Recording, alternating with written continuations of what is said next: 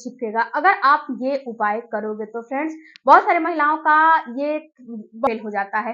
तो इम्प्लांटेशन के समय कुछ आपको ऐसे काम करने चाहिए जिससे कि आपका बच्चा आपके बच्चेदानी में चिपके और आपको सक्सेसफुल आपका इम्प्लांटेशन सक्सेसफुल नहीं होता है। और जब इम्प्लांटेशन सक्सेसफुल नहीं होता है तो आपका गर्भ खराब हो जाता है। ओवुलेशन तो सक्सेस हो जाता है लेकिन इम्प्लांटेशन आपका सक्सेस नहीं होता है, आपके बच्चेदानी में बच्चा नहीं चिपकता है। तो बच्चेदानी में बच्चे को चिपकाने के लिए आपको कुछ उपाय जरूर करने चाहिए। और आपको क्या उपाय करने चाहिए आज के वीडियो में हम यही डिटेल में समझेंगे, यही डिटेल में हम आपको बताएंगे। तो वीडियो को पूरा देखिएगा और शुरू से लेकर लास्ट तक देखिएगा। उसके बाद अगर कोई चीज कोई बातें समझ में नहीं आती हैं तो हमसे कमेंट के माध्यम से आप जरूर पूछिए। आपका हमारे चैनल में बहुत बहुत स्वागत है। फ्रेंड्स अगर चैनल पर नए होंगे तो चैनल को जरूर सब्सक्राइब कीजिएगा। सबसे पहले बात करते हैं फ्रेंड्स की इम्प्लांटेशन फेलियर। इम्प्लांटेशन फेलियर बहुत ही आम बात हो गया है। आपके पीरियड से हफ्ता 10 दिन पहले ही होता क्या है कि आपके बॉडी में इम्प्लांटेशन की प्रक्रिया चलने लगती है, इम्प्लांटेशन सक्सेसफुल होने लगता है। लेकिन उस समय आप कोई मिस्टेक्स कर जाते हो या फिर उस समय प्रोजेस्टेरोन हार्मोन जो है उसकी बढ़त नहीं होती है, प्रोजेस्टेरोन हार्मोन कम रह जाते हैं जिससे कि इम्प्लांटेशन फेल हो जाते हैं। लेकिन उस समय अगर आप कुछ अपने बॉडी को हेल्प करोगे, आप अपने कुछ बॉडी को जो है जरूरी न्यूट्रिशन दोगे तो इससे क्या होगा कि आपकी बॉडी में इम्प्लांटेशन सक्सेसफुल हो जाएगा। तो उसके लिए आपको क्या करने हैं फ्रेंड्स कि जो आपका ओवुलेशन होता है, ओवुलेशन के बाद आपका जो एम्ब्रियो बना हुआ है, जो और स्पर्म फ्लिपियर ट्यूब में मिलता है, मिलके और फर्टिलाइज कर लेता है। ये क्या होता है, ये आपके 6 से 7 दिन के बाद आता है यूट्रस में यानी कि बच्चेदानी में एंडोमेट्रियम की दीवार में धंसने के लिए।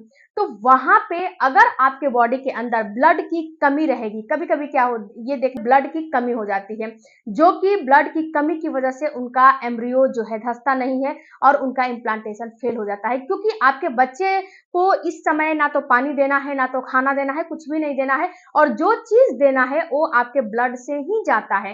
तो अगर प्रॉपर मात्रा में आपके यूट्रस में एंडोमेट्रियम की दीवार में ब्लड का फ्लो सही नहीं रहेगा, प्रॉपर मात्रा में नहीं जाएगा, ये प्रॉपर मात्रा में नहीं बनेगा, तो इससे आपका बच्चेदानी से बच्चा निकल जाता है, इम्प्लांटेशन फेल हो जाता है और आप बोलते हो कि मेरा इम्प्लांटेशन क्यों फेल हो गया। तो ब्लड की कमी से भी आपका इम्प्लांटेशन फेल होता है। अब इस कमी को दूर करने के लिए आप क्या करोगे, तो आपको क्या करना है कि अगर आप सक्षम हो तो आप ओवुलेशन से लेके और पूरे महीने, मतलब कि पूरे महीने आप एक अनार और एक चुकंदर का इस्तेमाल जरूर से जरूर करो। फ्रेंड्स होता क्या है कि अनार में बहुत ही ज्यादा जो है हीमोग्लोबिन होता है। इसमें अगर एक अनार खाओगे और एक चुकंदर खाओगे तो ये आपके अंदर ब्लड का जो कमी है ना उसको पूरा करने का इसमें क्षमता होता है। तो आपको करने क्या है कि एक ग्लास यानी कि छोटी वाली जो मीडियम का ग्लास होता है उससे आपको एक ग्लास जूस ले लेने हैं, या फिर आप एक जो है मीडियम साइज का अनार ले लो, जूस ले लो या फिर अनार ले लो। लेकिन एक बात ध्यान रखना कि जूस कभी भी बाहर का नहीं होना चाहिए, जूस आपके घर में बना हुआ होना चाहिए। कभी भी ठेले वगैरह का जूस आपको नहीं लेना है, उसमें पानी वगैरह मिला के या फिर कोई प्रिजर्वेटिव डाल के या फिर डिब्बा बंद जूस का इस्तेमाल नहीं करना है। यानी कि फ्रेश चीजों का ही आपको इस्तेमाल करना है, डिब्बा बंद प्रिजर्वेटिव जूस का जो है आपको नहीं इस्तेमाल करना है। चुकंदर भी बहुत ही इंपॉर्टेंट है फ्रेंड्स, चुकंदर और अनार आप दोनों का सेवन कर सकते हो, मीडियम साइज का दोनों ले लो और दोनों का जूस निकाल लो या फिर सैलेड बना लो, जैसे भी आपकी इच्छा है आप डेली का डेली खाओ। आप अपने इम्प्लांटेशन के समय तो इसको भूलो ही मत, डेली का डेली इस्तेमाल करो।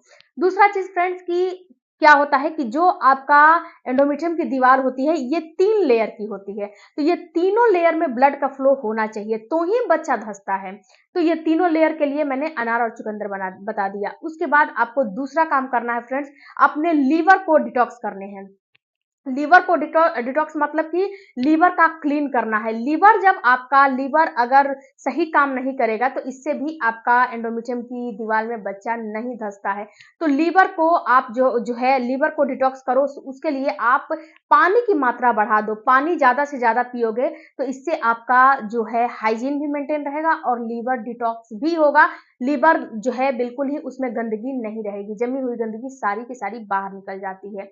तो आप पानी की मात्रा बिल्कुल ही बढ़ा दो। तीसरा आपको काम करने हैं फ्रेंड्स कि आपको लेना है मुलैठी। मुलैठी फ्रेंड्स, मुलैठी होता है ना, मुलैठी भी आपके बच्चेदानी में बच्चे को चिपकाने में बहुत ही ज़्यादा हेल्प करता है। तो मुलैठी का भी आप इस्तेमाल करो, मुलैठी का पाउडर ले लो और आप दूध में उस पाउडर का इस्तेमाल करो। ये बहुत ज़्यादा फ़ायदा करता है मुलैठी का पाउडर। और शतावरी तो आपको पता है कि शतावरी तो आपको लेना ही लेना होता है। इससे भी आपका जो बच्चेदानी में बच्चा है उसको चिपकाने में ये बहुत ही ज़्यादा काम करता है। तो शतावरी और मुलैठी का आप इस्तेमाल ज़रूर से ज़रूर करो। उसके बाद फ्रेंड्स, बहुत सारे लोगों को ये समझ में नहीं आता है कि इम्प्लांटेशन के समय हम क्या करें। तो इम्प्लांटेशन के समय आपको सबसे पहला काम करना है कि स्ट्रेस फ्री रहना है। सबसे पहला और सबसे बड़ी काम जो है, बहुत महत्वपूर्ण काम है, ये काम बहुत सारे लोग नहीं करते हैं। तो ये काम आपको करने हैं कि स्ट्रेस फ्री रहने हैं, कोई भी किसी भी चीज का स्ट्रेस नहीं लेना है। दूसरा फ्रेंड्स, कि आपको प्राणायाम करने हैं। प्राणायाम में आप क्या करोगे, नाड़ी शोधन प्राणायाम आपको जरूर से जरूर करने हैं।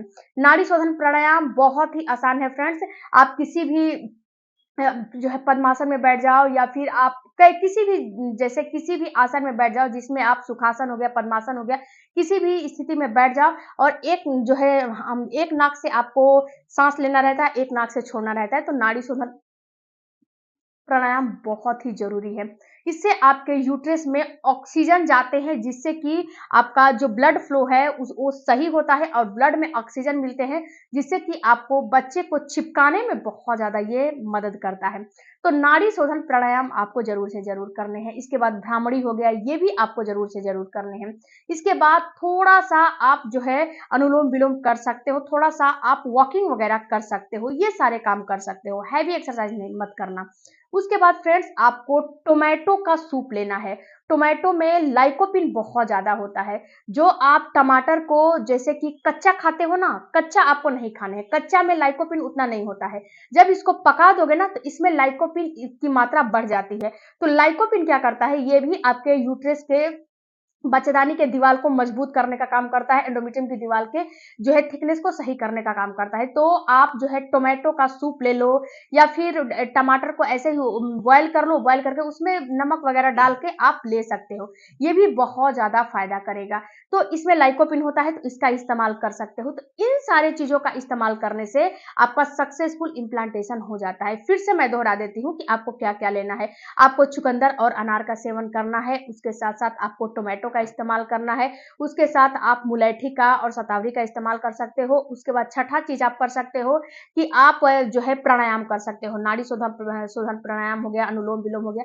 इन सारे चीज़ों को करने से क्या होता है ना, कि अंदर से आपका ब्लड का फ्लो बढ़ता है, ब्लड का जो है वॉल्यूम बढ़ता है। इससे आपको आईवीएफ, आईयूआई भी सक्सेस होते हैं। फ्रेंड्स, आप नेचुरल कंसीव करो या फिर आईवीएफ, आईयूआई कराओ, हर चीज़ में इम्प्लांटेशन होता ही होता है। इम्प्लांटेशन होते हैं, उसके बाद ही आगे की प्रोसेस होती है। तो ये सारे काम आपको करने ही पड़ेंगे, तो ही आपको इम्प्लांटेशन सक्सेसफुल होंगे।